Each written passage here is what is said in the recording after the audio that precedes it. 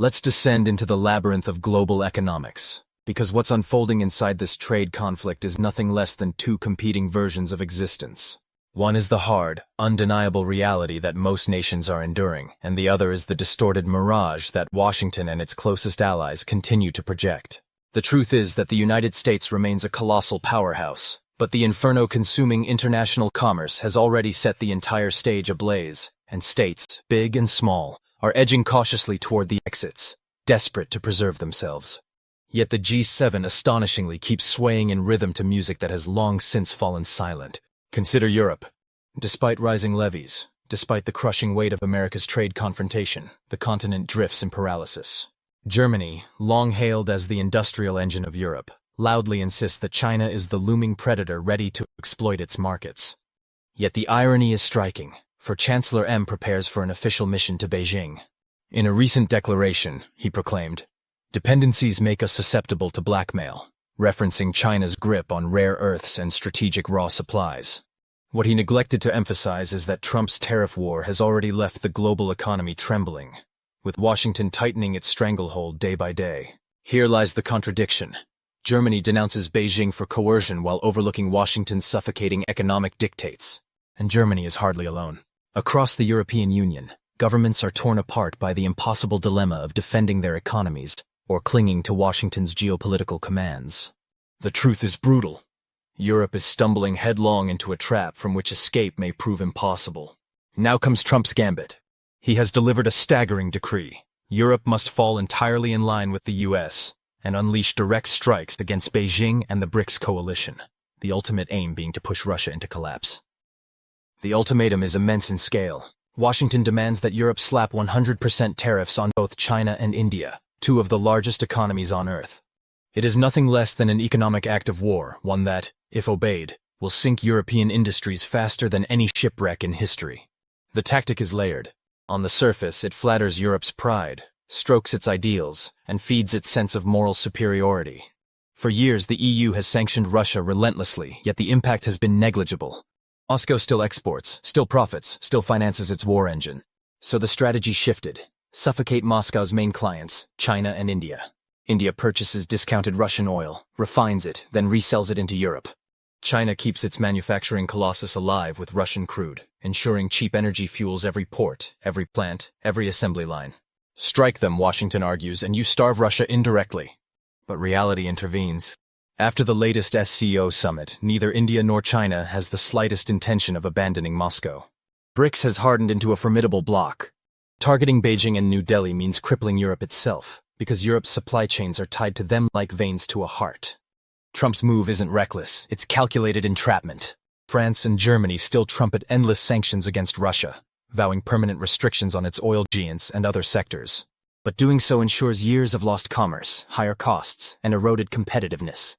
Germany's GDP already contracted 0.3% in Q2, alarming numbers given the fragile baseline. On top of that, German exports to the US face 20% tariffs, devastating autos and machinery in particular. Q3 and Q4 could prove equally dreadful, if not worse. Germany urgently needs to slash production expenses, but its arsenal is limited. Wages can't fall further without igniting unrest. Inflation remains stubborn. Energy prices are locked high because Europe pledged $750 billion in overpriced American energy. Their only cushion comes from cheaper imports via BRICS. Without that lifeline, the system unravels. Still, China's surplus with Europe is ballooning. In the first 5 months of 2025, Beijing's trade advantage exceeded $120 billion, on track to surpass $300 billion by year's end. And this isn't just smartphones, it's heavy machinery, chemicals, industrial inputs that keep Europe's factories alive. China isn't only exporting goods, it is exporting deflation, stabilizing Europe's consumer prices while reinforcing its own economic fortress. If the EU obeys Washington's order and imposes 100% tariffs on China and India, industries will collapse, supply arteries will rupture, jobs will disappear. And when the smoke clears, where will European corporations flee? Straight to America. Trump's trap will have snapped shut. There's also a hidden dimension. Trump is maneuvering to buy time for the US dollar. The euro, boosted by Federal Reserve cuts, has been climbing toward 1.20 against the dollar.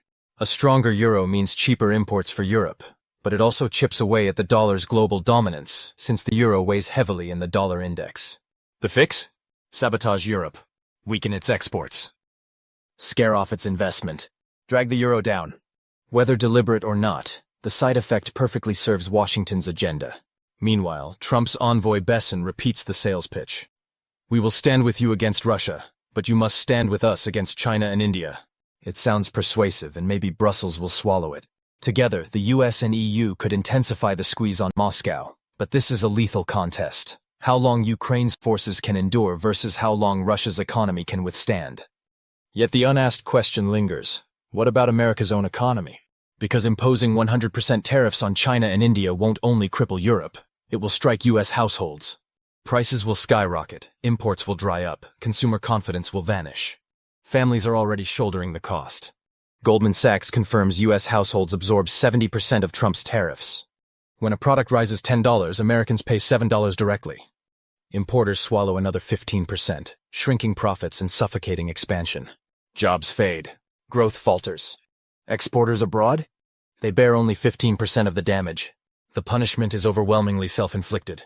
This is not visionary strategy. It is economic triage for favored sectors disguised as nationalism, while ordinary Americans bleed. And Trump's message to corporations is blunt as steel. Relocate your factories back to US soil or be destroyed by tariffs. It is protectionism turned into a weapon, one that risks detonating Europe's future and America's own stability at the very same time. Still, businesses are also taking the hit while charging buyers extra. Companies inside the US are struggling like never before. Small enterprises alone are projected to lose around $200 billion because of tariffs, according to data from the US Chamber of Commerce. The reality of doing business in America has become unreasonable. This is the typical margin squeeze we've been pointing out. Across industries, more than 30% of firms admit expenses have climbed, but many hesitate to fully push these added costs onto customers. Barely 13 to 15% have actually lifted their prices, mostly smaller companies, which makes survival in the US extremely tough. If Trump raises tariffs on China to 100%, countless American firms, particularly the smaller ones, will go under. Even if they change suppliers or rely on local sources, they'll still end up paying 10, 20, even 30% more at the least. Some of those increases can be shifted onto buyers, but most will eat directly into their own earnings, and that's why employment growth is weakening. This isn't complicated. It's the clear outcome of the policy. The trouble doesn't stop there. Another serious challenge comes from US corporations still operating abroad, especially in China. Competing in China is like playing a game on impossible mode. You face fierce, determined, and creative rivals, and if you don't keep advancing, you'll be pushed out. The trade fight is also steering Chinese consumers away from Western brands. No business can succeed if customers aren't purchasing. Right now, only 41% of US firms in China feel confident about their next 5 years, just half the optimism seen in 2021 when most were still positive. That shows how quickly conditions have shifted. Add Trump's demands for companies to pull out of China, and the situation becomes contradictory. To compete with Chinese firms, you must continually improve, but the political message from Washington is to retreat. That leaves American businesses vulnerable to being overtaken by local players. US trade policy itself is inconsistent. Chinese consumers aren't naive. They can put two and two together. Why choose an American brand when it costs more, and at the same time, the US blocks Chinese exports? This logic is fueling a backlash. Surveys indicate that 68% of US firms in China are damaged by tariffs, and more than half see no reason to invest further. This opens the door for Chinese companies to capture greater market share. Brands like Luckin Coffee are already surpassing Starbucks at breakneck pace. Among firms losing sales, half blamed one clear cause: Chinese customers shifting to non-US suppliers. On top of that, China's retaliatory tariffs cut income for 27% of US businesses. This impact isn't limited to China. Nationalist consumer behavior is spreading across the BRICS alliance. Most countries won't openly retaliate with counter tariffs, but they don't need to. If local buyers stop picking US products, the damage is just as heavy, maybe even worse. In India, for instance, domestic companies are already persuading shoppers to skip US goods. That's the direct result of imposing 50% tariffs on Indian imports. We've seen how powerful boycotts can be before, like the one in the Middle East last year, which slashed company profits in a serious way. And it's not only BRICS nations. Even close neighbors are showing frustration. The newest travel statistics between Canada and the US highlight the decline.